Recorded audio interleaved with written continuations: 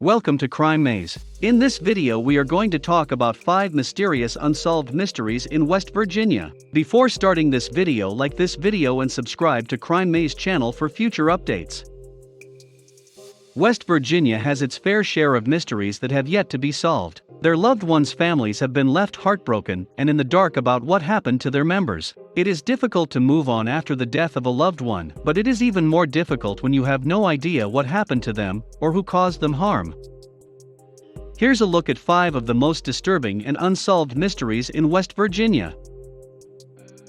Please keep safety in mind as you travel during these uncertain times, and consider adding destinations to your bucket list that you can visit at a later date. Number 5. The Sodder Children.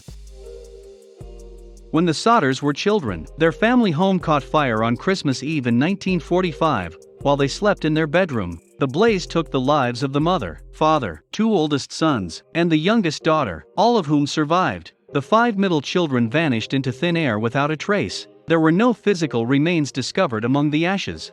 George and Jenny Sodder were convinced that the fire had been started to conceal the kidnapping of the 5 children. The Sodders squandered their entire life savings on detectives, whom they hired to track down the whereabouts of their missing children. When the Sodders claimed that their children had been kidnapped, they had a number of pieces of evidence and an eyewitness who all corroborated their claims. After a long search for their son Louis, his family received a photograph in the mail in 1968 that they believed to be a photograph of their son. A handwritten note was found on the back of the photograph, which read, "Louis Sodder, I love brother Frankie boys A90132. The Sodders hired detective C.C. Tinsley to look into the photo, but Tinsley himself vanished shortly afterward and was never seen or heard from again. The family erected a massive billboard near the site of their former home, which featured photos of the children who had gone missing. Law enforcement officials refused to look into the whereabouts of the missing children, and the coroner ruled that they were legally dead as a result. George Sodder died in 1969 of a broken heart, and Jenny Sodder died in 1988 without ever knowing what happened to her beloved children who had been taken away. Number 4. Harpers' Ferry remains. In 1996, an off-duty park ranger discovered a steamer trunk beside the road near the entrance to Harpers Ferry National Historic Park, which had been abandoned for several years. She decided to report it the next morning, but it wasn't until hours later that a sheriff's deputy discovered the taped-up trunk. When the officer opened the trunk, he discovered a duffel bag in the back.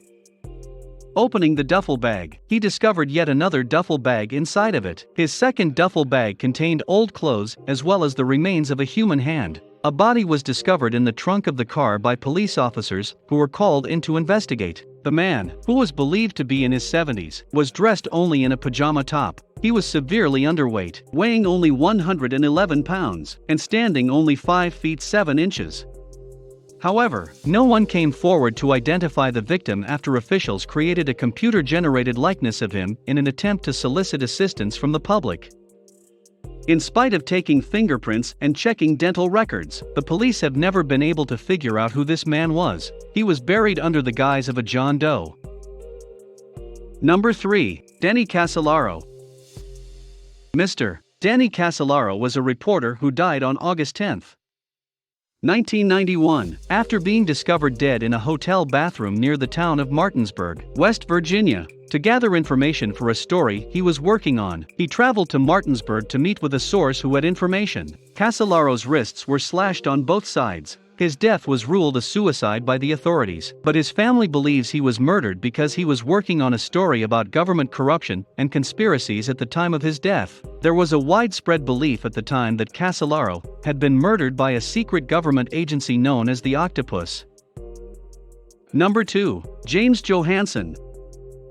James Johansen, a resident of Greenbrier County, went missing on Wednesday, June 12, 2007. He had recently sold his car and was believed to be on his way to Ohio in order to purchase a new vehicle. It is not known how he was getting to Ohio or whether he ever made it there. His family and friends stated that it was extremely unusual for him to vanish without a trace and not be heard from again. He has now been missing for 9 years, and no leads have ever been discovered as to his whereabouts. Number 1. Anita Price. Anita Price's children haven't seen their mother in 42 years, and they miss her dearly. Anita was last seen on May 30, 1974, leaving the Flamingo Club in Benwood, where she was employed. It was discovered abandoned on WV Route 2 at 12th Street in McMechen, West Virginia. When Anita was a child, she was severely burned, and the scars on her left torso and arm are easily distinguishable today. Officials believe she was kidnapped and murdered, and that foul play was involved. Despite the passage of 42 years, her family and friends are still on the lookout for her. These 5 unsolved mysteries are heartbreaking, and it's likely that the families involved will never receive the answers they've been searching for so long. What do you think about this video? Do let us know down in the comments section below. If you enjoyed this video and want to hear from us again, be sure to hit that subscribe button before you go.